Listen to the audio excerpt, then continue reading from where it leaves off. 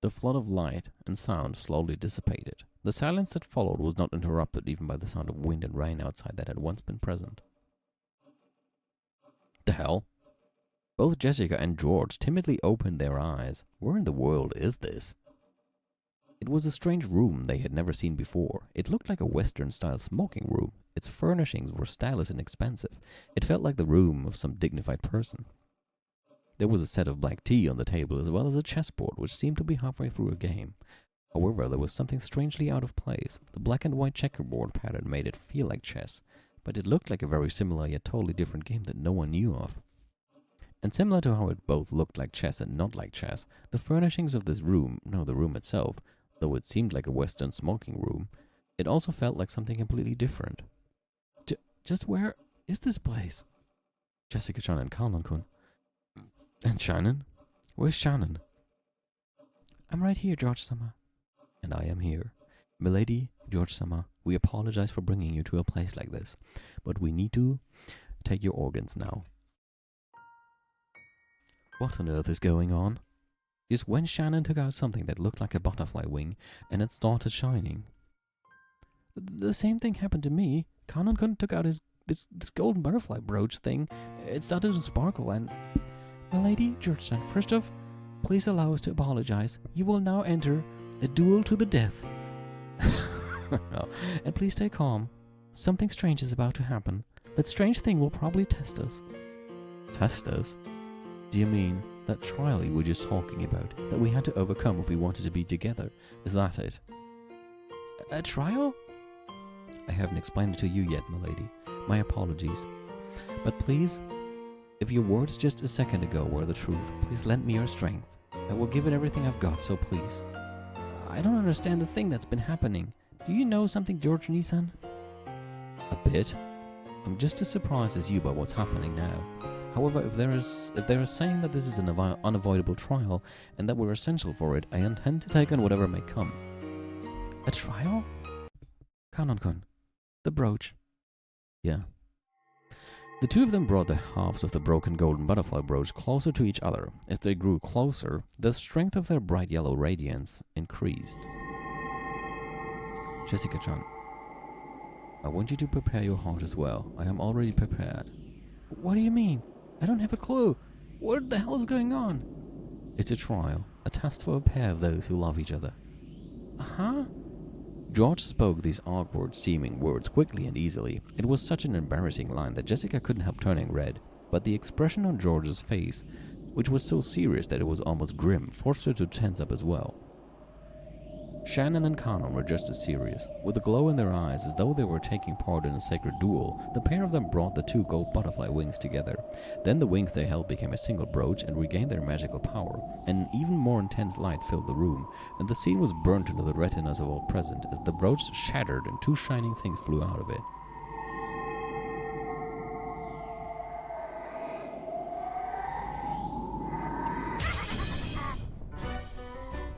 People live for the sake of love. Oh no, not these. Yes, this world of love itself. Oh, how great is the power of love. Love is everything there is. Suddenly the voices of two people they had never heard before rang out. What was it? Who were they? It's the Squid Sisters! George and Jessica nervously opened their eyes. When they did, they saw that two demons had appeared there, almost as though the two halves of the brooch had become them. Hey, that's weird, Food. What are we doing in a place like this?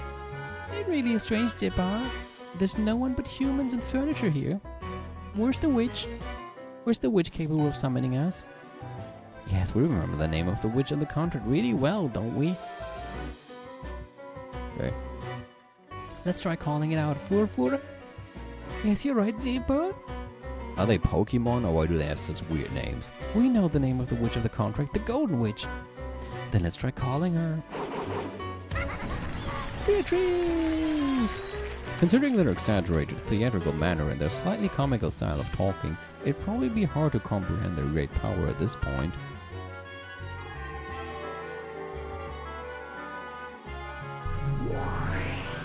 And two appear. When the two demons called Beatrice's name, a cyclone of gold butterflies picked up throughout the room. Then it took the form of two golden witches. Oh, there are two Beatrices. Well, there are two of us as well. Why shouldn't there be two Beatrices every now and then? This is my double and my little sister. We two are the same and as a single person. I'm pleased to meet you. It has been a long time, Beatrice-sama. Am I dreaming? I feel the same. Still, it's too early to get dumbfounded. Unlike Jessica, George had maintained his composure even during this bizarre scene. After all, Shannon had already told him what would happen next. Demons of the contract, it has been too long. Zipar, and you too, Furu. Ah, long time no see. You seem to be in high spirits as always. Did we get them here? Oh, there. Furu. One of the 72 great demons controls love and tests others through trials. Furu bestows endless, inexhaustible offensive power upon the maker of the contract, giving them enough courage to fearlessly overcome any barriers to their love. A trainer of love who teaches tame boys the taste of flesh is of a different gender than... Hold on, what? What do you mean of a different gender? So which one of them is... I'm just gonna ignore that line. That's what I'm gonna do.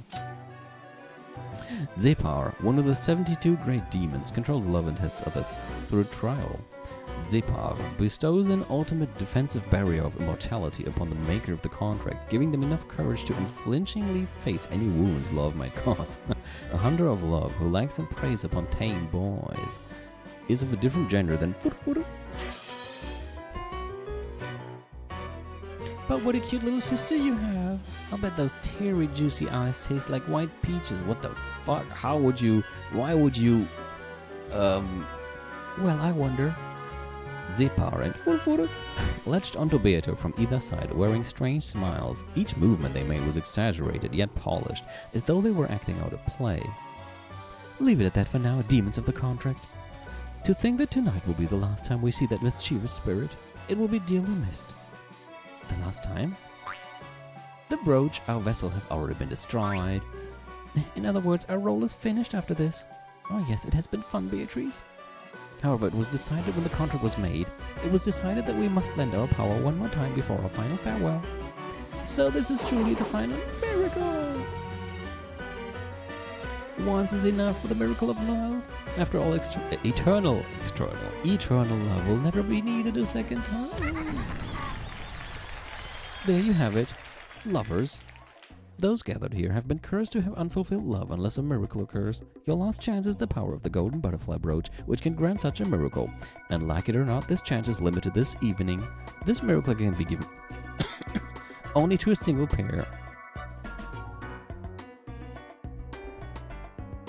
Maybe I wasn't so wrong with my initial joke about them having to do a duel to the death now. I won't lose. Yeah, let's both give it our all. Shannon and Connor exchanged serious gazes. Both had already readied themselves for to fight for the sake of their love. I don't really get it, but I don't want to borrow the power of some strange demon. Jessica was finally starting to figure this place out. These demons were probably planning to pit her and Conan against George and Shannon. Let me be clear, this is none of your business. Conan and I can handle our relationship by ourselves. I shouldn't have to put myself in the debt of some bizarre demons. Milady, please listen. If we don't overcome this trial, we cannot be together. Jessica, accept it. This is the only trial that could possibly be imposed on upstart furniture wishing to be joined with a human. More of the stuff about furniture and humans. Don't butt in. This has nothing to do with us.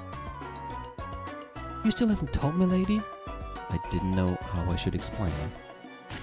Conan, Gun, Shannon, and you, George, Nissan, why are you listening to these creeps? No one can stand in the way of a person's love. Why do we have to please these demons? It's none of their business. Well, it seems we have quite a troublesome blockhead among us. We could begin the game like this, but that would hardly be fair. Couldn't you explain it for her? I don't understand it that well myself. Is there some kind of problem with the love between Jessica-san and Kanon-san? Oh my, it seems you and the others understand nothing at all. With our blessing, the pair can cultivate their love at their leisure. No need to worry about suspicious demons. However, without our blessing, your love will vanish, disappear, wither, and decay. How the hell are you so sure? Because that is fate. You are free to choose not to accept it, free to choose not to resist it. Oh, and what happens if you choose not to resist it? That love will end. But perhaps an abstract explanation isn't so convincing. Well now, how could one explain the dead-end fate you're in? Ushidumi and Jessica, a future shared between the two of you would be far more grim than you realize. If you don't gain the miracle of magic, disaster will most certainly befall you. Then it will cover you, fester within, and split the two of you apart. Even I will not be so boorish as to describe the details of that process. However, if you don't believe Jessica, I will tell you how it ends. Kanon will stop being a servant and will leave the island for all eternity. You will probably leave this island yourself in search of the one you love, but such adventure will doubtless be in vain. Yes, and then you will mourn and hate. Hate who? You! Me? No, the you of this moment! With a dramatic gesture, the two of them pointed at Jessica. Kinda like them. They were saying that if she left, the person left with regrets would be Jessica herself. What the hell are you saying? When you've lost the one you love, you realize how much you hate the person you were when you ran away from the trial to complete that love. Yes, we're messengers from the you of the future. Please, at this very moment, take your love seriously and fight. And if you don't listen to the message of the you from the future, the foolish snake eating its own tail will keep on gulping. The endless cycle of suffering will swallow you up and you will simply vanish. They don't seem too far from Team Rocket, yeah. What the hell are you talking about? Jessica's confusion showed on her face as anger. However, a memory of something she'd heard a long time ago welled up in the back of her mind.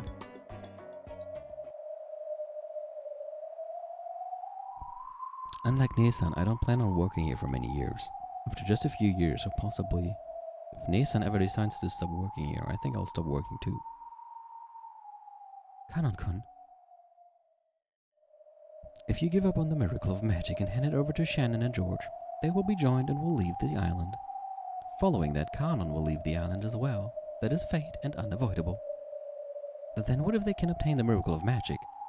Of course, Kanon will remain on the island by Jessica's side for all time.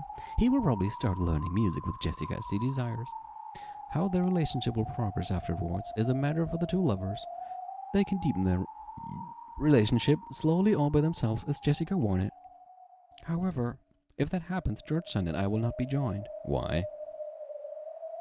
Fate demands that we fight, putting our happiness and futures on the line. Are you kidding me? What the hell? So if we are joined, the other pair will split apart? What kind of demon's game is this? Don't be mistaken. You will not be taking something from each other. Without the power of the golden butterfly brooch, neither love is fated to bear fruit. And who the hell decided that? It is due to your sin of falling in love with furniture, which is not allowed to love. Didn't Kanon clearly reject you, saying that furniture was not qualified to love? Knowing that you chose Kanon as the one you loved, I won't let you get away with saying you didn't know. Though she couldn't accept any of it, Jessica was unable to argue back. Then George spoke up with that soft tone that he always used to smooth things over. However, his expression was still ruthlessly serious. Jessica-chan, why don't you think of it this way? Think of it what way? I love Shannon. I am prepared to overcome any and all trials and obstacles that stand in the way of us being together. What about you? Well, I'm not so weak that I'd lose heart that easily. Yes, that's it exactly. At this moment we are being tested to see who can display the strength of our feelings more strongly. Are you saying that you actually support this crazy plan of theirs? It doesn't matter whether I support it or not. When I gave Shannon that engagement ring, I swore to fight all trials and barriers that stand in my way. No matter how unreasonable or incomprehensible these trials might be, I cannot choose to avoid them. George spoke clearly, then looked at Jessica with a cold gaze.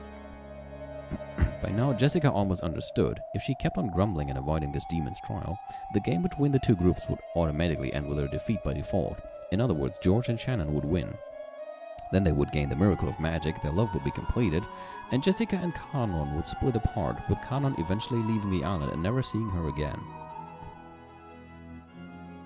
Nothing would make me happier than to see you step out of this trial. That way I wouldn't have to fight you. And that would show the limits of your feelings for Kanon-kun. It seemed as though George spoke ruthlessly, but he was actually being exceptionally fair. If Jessica lost by default, she would never be able to clear away her lingering regrets. That would leave a bad aftertaste for George as well. We must fight openly for that single miracle. Even if I lose at the end, I'll be able to accept it if we both gave it our all, and because of that I will be able to cheer on the victors from the bottom of my heart. Huh. George's determination is quite impressive. After hearing that, are you still going to run away? The two demons giggled and challenged her. Of course George didn't laugh, but he still challenged her with cold eyes. And Shannon, please forgive me, milady. I'm determined not to flinch in my resolve, even if I know that sticking to my feelings means ending your loving relationship, milady. Shannon had never before spoken to Jessica with such serious and solemn words. Jessica realized what a strong will had dwelt within her usually weak and clumsy friend, and was surprised. Kanon-kun, I want to start a new life with you, milady. Even if that life means crushing Nison's happiness, I will not falter. Kanon was also doing all he could to restrain himself. Yes, all of them were being serious and frank and abandoning any naivety they might have possessed. All this about golden butterfly brooches and miracles of magic, approaches, and the trial that the demons were giving them. None of it mattered. Only one thing was being tested, whether or not they possessed the strong will to make their love come true. Jessica clenched her fists and hung her head, shaking while biting her lower lip. She was silent, but she would probably gain an unswerving will of steel before too long. She just needed a little time first. The two demons who taunted people with dramatic gestures did not violate the silence that Jessica needed to resolve herself. Love brings about conflict, and this conflict gives rise to determination. As the demons of love, they could understand more fully than any others how noble their determination was. Jessica-san. Furthermore, this magical miracle is something that can be received by you as well. By me too? What do you mean? She had thought this had been about two pairs of lovers. Beato was surprised to suddenly hear that this had something to do with her as well. With the miracle of the golden butterfly brooch, even your wish that your affection for Battler will be acknowledged can be granted easily, and without such a miracle, you two can never be bound to him. It means you're no outsider to this either. To cut across the marshes of love, that is your wish, is it not? We will not make light of your wish. Even your relationship with Battler will eventually fester and rot. No matter how much of a positive outlook you take, you know that this fate will eventually come to pass, barring some kind of miracle. Well, Beato hung her head sadly. She hadn't wanted to lose heart from that cookie incident. However, it would have been a massive lie to say that it hadn't hurt her. The more she tried to get close to Battler, the more she hurt him. However, she had been born in order to get close to Battler. She was like a hedgehog freezing in the cold and bunching together for warmth. She had approached him because of love and had been hurt for it. If you understand that much, entrusting your fate to a miracle may prove to be of some interest. As they say, an unbought lottery ticket earns you nothing. Zippa, furu. Let my little sister join in too. Oh, of course. Welcome, second Beatrice. We were planning on including you from the very beginning. After all, we are Zippa and Furu, the demons of love.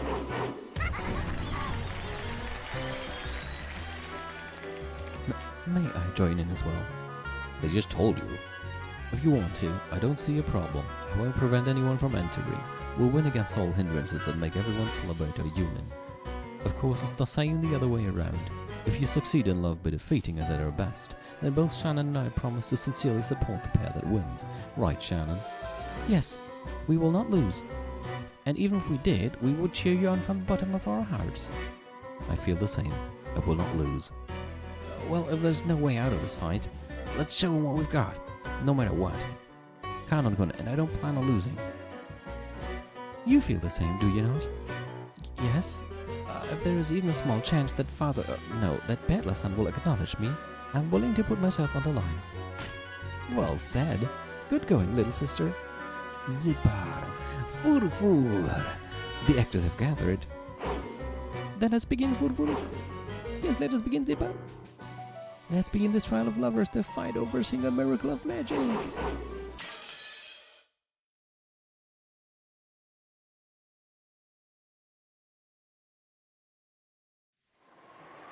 I don't understand anything at all.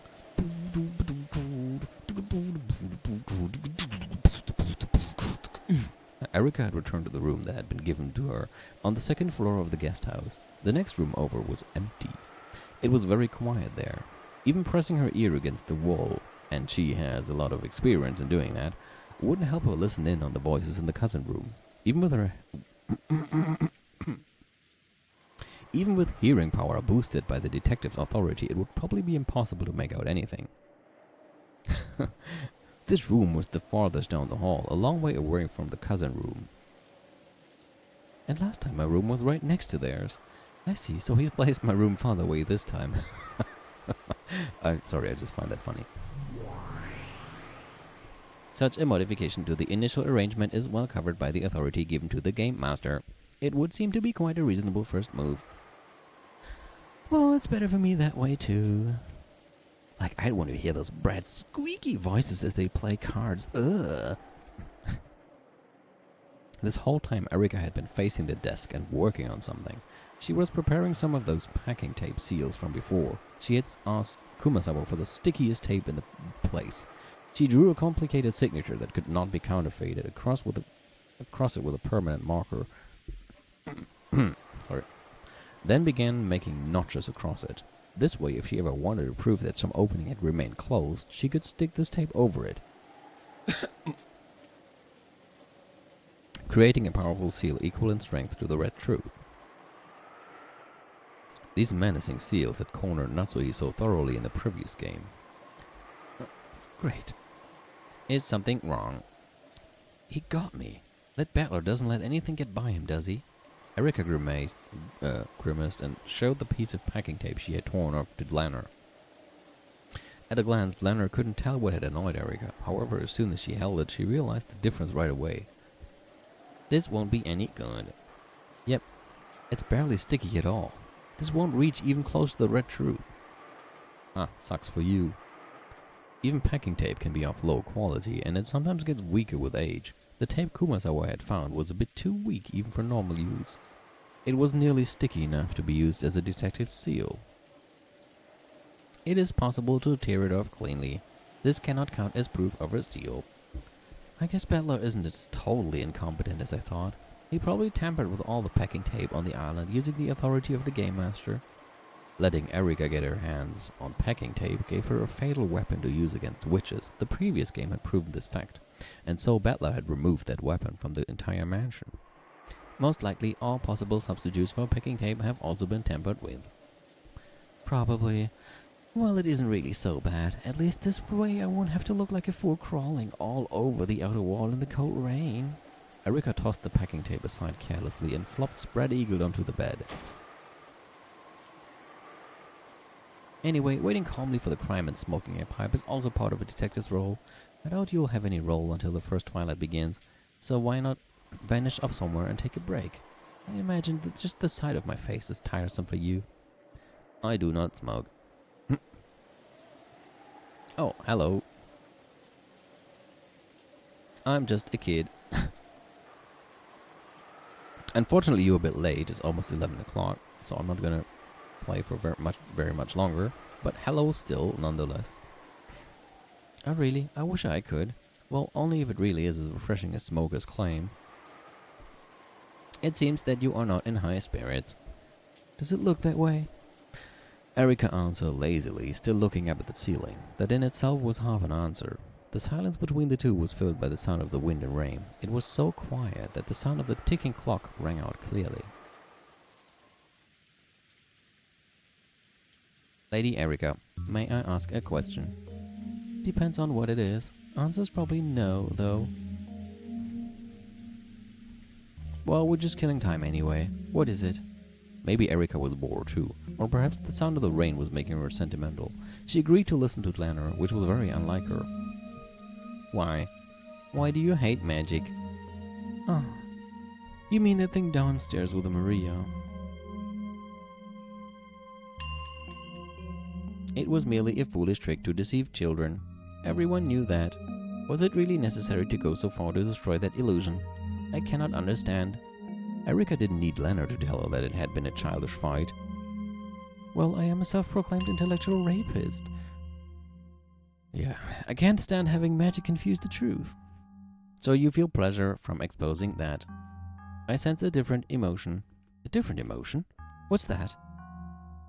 To me, it feels less like pleasure, and more like a different negative emotion. Huh, you really are a murder doll, aren't you? Even your eyes are like knotholes. My apologies. Please forgive me. Erica rolled over grumpily, turning her back to Lanner, so Lanner couldn't see her expression. Even so, for some reason she could guess that this completely unobserved expression was one of pain. Interpreting this to mean that Erica wanted her to go away, Lanner gave a bow and made to leave. Then Erica suddenly spoke. The words seemed so utterly out of place that Lanner doubted her ears, and she had to ask Erica to say it again. What did you say? I love you. What? I'm sorry, what? Okay. It really did seem utterly out of place. Lena wanted to see what Erica really meant, but the latter still had her back turned and her face was out of sight. Thank you very much. I was going out with someone else a while back, but we've completely broken up. The others might say things out of envy, but please ignore them. What? I'm gonna devote my whole life to you, so I want you to do the same for me. Let's find happiness together. Lena avoided asking what the hell she was talking about and stood there in silence. For a while, Erica kept on dully and emotionlessly repeating soppy phrases that might have popped up in some shoujo manga. Is she practicing for her marriage with Balor? Then unexpectedly she once again followed up with a complete non sequitur. A new wallet. Of course she had no idea what Erica was saying. However, with her back still to Lena, Erica kept on saying disconnected words. A strange cat keychain, a type of cologne that didn't suit him, a music tape that's not his style, which he said he borrowed from a senior at the theater. His senior was asking, so he had to go. He suddenly got a new part-time job. He said he was talking with a friend on the phone who just wouldn't hang up. Made too much curry. Went to theater practice more often. The way he folds paper towels. Thanks, I've already eaten. He knew more about cosmetics. Sorry, I was sleeping. The toilet seat was left down. He spent the night over at his stage friend's place. My acting friends had a party here earlier. Someone must have left it behind. The drain and sink were cleaned out. Receipts and point cards from places he never goes. The muddy soles are evidence that you went out on Sunday when it was raining. That matches the strange symbol on the calendar. None of your theater friends have hair this long. That's a leading question. How do you know the plot of a movie you haven't seen yet? Evidence, circumstantial evidence, observation, surveillance, tracking, tailing, information gathering, wiretapping, asking around, questioning. I found tons of evidence that I loved you. I found tons of evidence that you loved me, but I can't find any evidence that you haven't been cheating on me.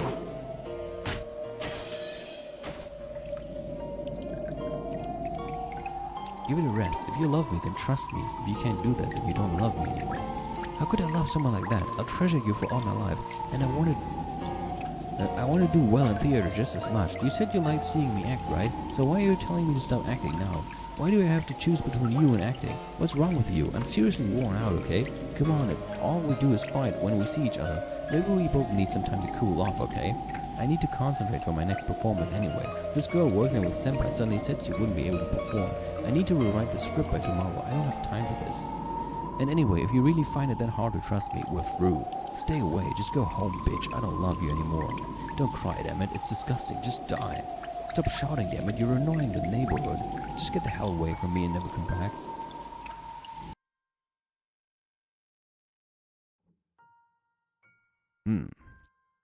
Without love, it cannot be seen?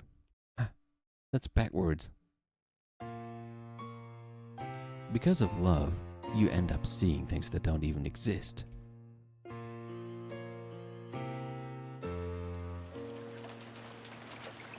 It's nothing more than an illusion, one that no one but you can see, and one that even you can never touch. Without love, humans would never need to sift through truth and lies. Because we can see things like that, we doubt, we suffer, we cry out loud.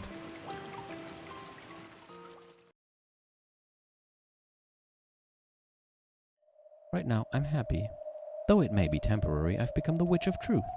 As I am now, I no longer need to worry about being tormented by non-read words. What about you? How would you have countered my endgame? How would I? That useless man couldn't have played the part of my opponent in that game. I was wondering how you would have countered it. Leonard was suddenly thrust into the position of Erica's opponent in the witch's game she had once challenged that man to. Leonard shared in the fragments of Erica's past and was made to grasp the full situation. The board was reproduced in full inside their head. The situation was one-sided. Erica's side had constructed a blue truth based on countless bits of circumstantial evidence, had turned all of those into pieces, and was already cornering the opponent. For some time, Leonard thought in silence, and announced her by-the-book response. First move. I demand that you provide evidence that I have been cheating. Counter with the blue truth. I present 84 points of circumstantial and physical evidence. Counter with the blue truth. I present 6 points of circumstantial and physical evidence that I still love you. Good though. Blue and blue cancel each other out, but the number of pieces used to construct each is overwhelmingly unbalanced.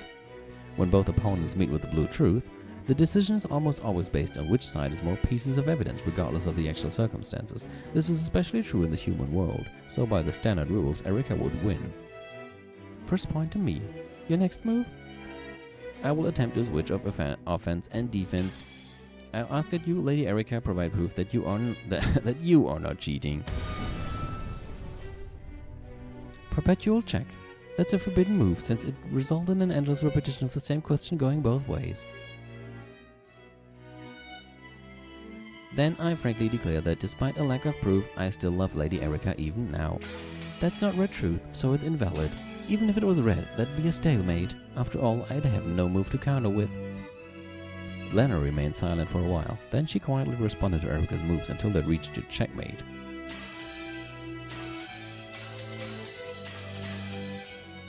A stalemate is a forbidden move in the game of witches, since it means the ruin of the game. However, in chess it also represents a draw. Because of this, it's a splendid final move that a weaker player can pull off if they are unable to win outright. In this situation, Erica clearly had the advantage, so it was natural that Lena would seek a stalemate to obtain a tie. However, that would only be the case in chess. In the game where witches fight over the truth, it's a forbidden move, so it was already checkmate from the very beginning. Lena had no way to turn the game around. However, regardless of what the real truth between the pair of them had been, this game would be... Any other moves? Oh, witch-hunting archbishop, protector of the truth? No, I resign.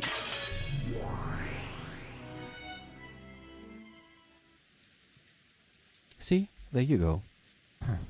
Erica had succeeded in crushing her opponent with the truth she espoused, that her former boyfriend no longer loved her and was cheating on her. Her opponent had no way to argue back. After all, humans are not allowed to... A splendid game, a splendid finish from a superior position. Regardless of the truth of her opponent, Erica could win. A splendid victory. Lena could only respond with silence, and with that Erica spoke no more. She was probably done talking and wanted Lena to leave. Lena understood this, but even so, before leaving she wanted to tell Erica one thing. A splendid game, Lady Erica. It's only natural that the detective wins. Even before you became Lady Bernkastel's piece, you truly were a splendid wielder of the blue truth. However, Lady Erica, humans are only allowed to use the blue truth. And the only thing that can counter blue truth is red truth. And humans are not allowed to use the red truth. In that case, how should your opponent have shown his truth? Who knows? Maybe he should have used that gold truth or whatever, which is supposed to be stronger than the red truth at times. You certainly were the victor in that game. However, allow me to say this as a protector of the truth. What? I imagine it's something unpleasant, so say it and go away. Yes, this game is your victory. However, you still have not denied the 6 points of blue truth evidence I used to claim that I still love you. Even you are human. You cannot use red truth to deny those points. Later on I used the detective's authority to have all 84 points transformed into red truth by the power of my master. I am human, yet superior to humans, a detective and a witch. I am the witch of truth, Fururo Erika. Any other questions? Parting remarks? I have none. In that case, please excuse me. Lena bowed and disappeared. After that, all that remained was a single witch of truth, laughing off a bitter past with an equally bitter smile.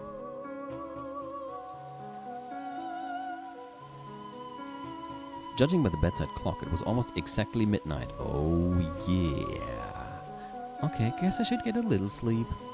The curtain has finally opened on the second day, October 5th. I wonder if this round's murders are happening somewhere about now. I hope our victims leave us some interesting dying messages this time. Wait, I don't sound like that.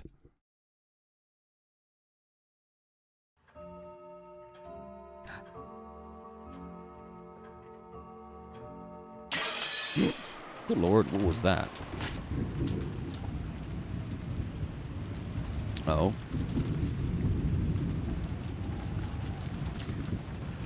Okay. It's 11 though, and it sounds like murder time is about to approach.